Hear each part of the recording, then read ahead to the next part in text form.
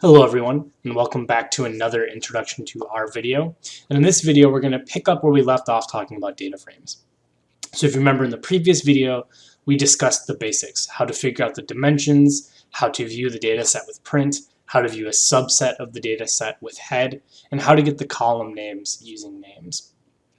So another aspect of data frames that are particularly important is the idea of variable types. So hopefully you'll remember from previous videos that R supports a wide variety of different data types.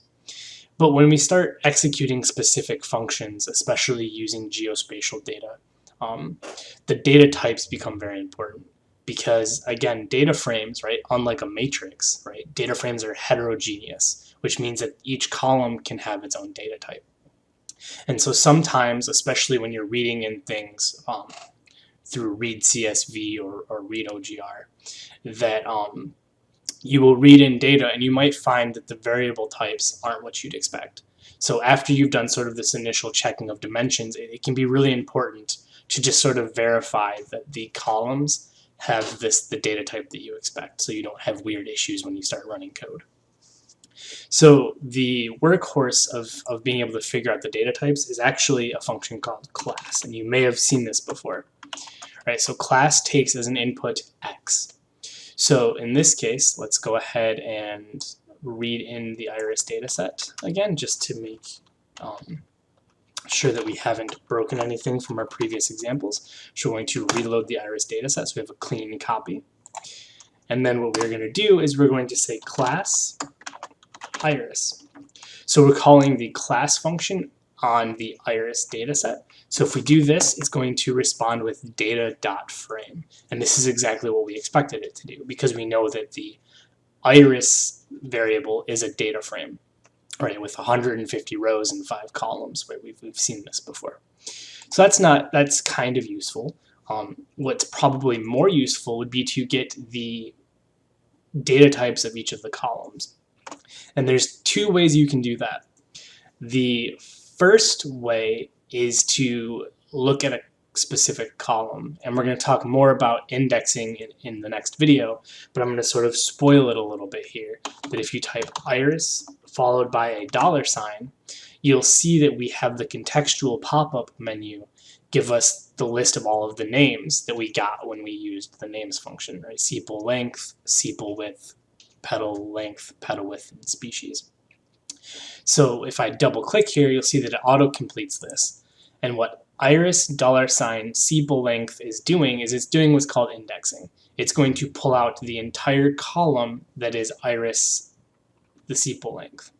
So what I can do is I can throw this into the class function. Right, if I do this and I throw it into class and I hit enter, you'll see that it says it's numeric. So this means that all of the values that are in that sepal length column are numeric. And just to show you that that works for other ones as well, let's try something that is non-numeric, which would be the iris $species, right? So this is non-numeric. And if we do that, we get the factor data type. So that's a way you can do it if you have a specific variable in mind. Another way you can do it, and this might be arguably almost more useful, is to get the data type of all of the columns in the data set. And to do that, we have to use something called lapply. lapply. And what lapply does is lapply takes in a data set, so in this case iris, and it will apply a function to every single column in that data frame. So in this case, we want to apply the function class. And note here that I have not put the parentheses afterwards. So it's just iris, comma, class. And what this is going to do is this is going to apply, right, lapply, it's going to apply this class function, right, this class function, to all of the columns in the iris data frame. So if we hit run this code really quick, you will see that we get the exact same thing we got before. For sepal length, it again says it's numeric, and for species, it says factor. But you'll see that it's done it for all of the different columns. So this can be a really quick way, and it's a very important thing to do, to figure out what different types of variables you have so that when you're running code, you don't get weird errors when you're expecting a number and it's a character, for example.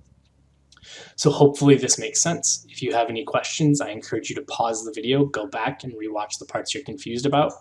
And as always, please reach out. Thank you.